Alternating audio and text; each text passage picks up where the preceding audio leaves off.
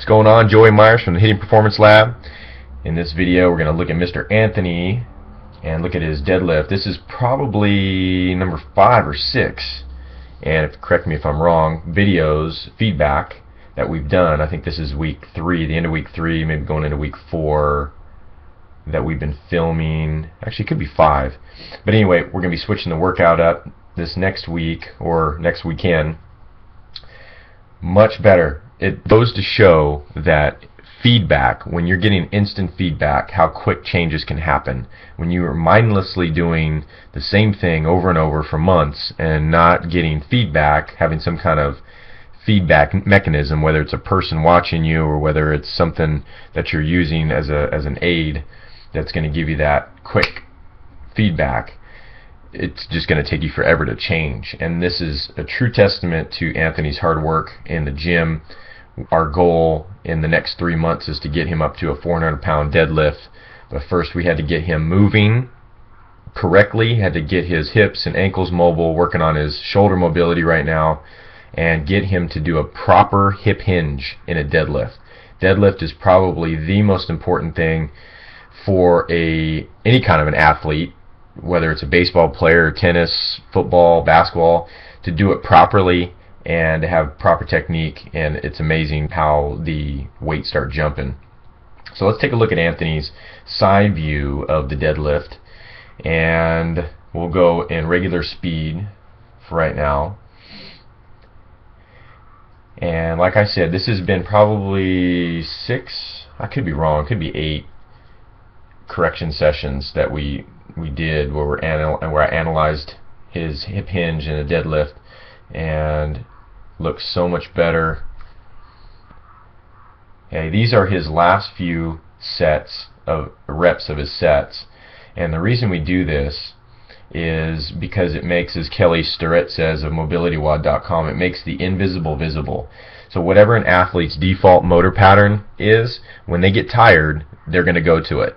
And what we want is, we want when they're tired to go to a good motor pattern. And for Anthony, what we've really been focusing on is taking his spine, setting it in a nice straight line at the bottom. What we were working on with him was that he would actually pull his head up like he's looking in a mirror over here. His head would come up, so he'd break the spine, angle it at the neck, and would cause some bleeding of force. And so now, if you watch this, let me erase the line. If you watch, you can see how he keeps that spine. He kind of comes up a little bit at the end there, but not too bad. See there, you kind of see the break in the head. So Anthony, my advice to you is just stay with the consistency here, and not break in the head right there. See how that head, we get a little break here and here in the spine, actually more like that. So we get a little break there.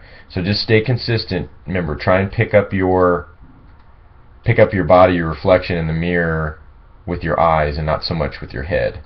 But much better from the first time that we did this. Good squeeze at the top. He's got great, even these shoulders, beautiful. Anthony's shoulders used to round forward, and in this deadlift position, he's doing a great job of, I mean, he's very stacked in this position, and which we'll see in the front view in a little bit.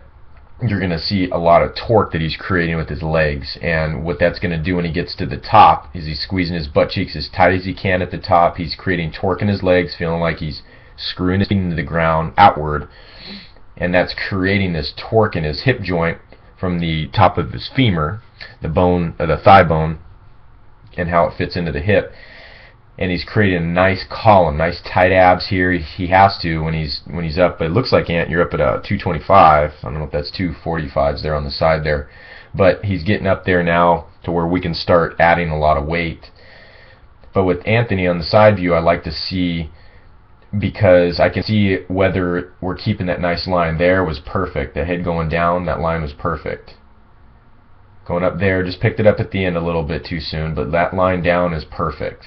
Before, he used to tuck his chin at the top. He would tuck it down, and he would take the head and turn it up at the bottom.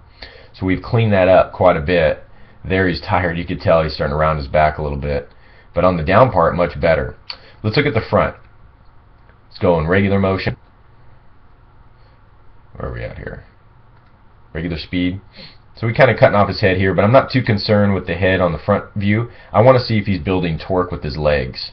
So what that means is that his feet, he wants to get a feeling that his feet are screwing themselves into the ground. So they're turning outward, but using the ground. You're not going to physically with your eyes see his feet turning out until he turns into like a duck, where his feet are straight out, or like a ballerina. But that he's digging into the ground, he's he's screwing his feet into the ground, and what you'll see are these knees popping out, trying to push outside his feet.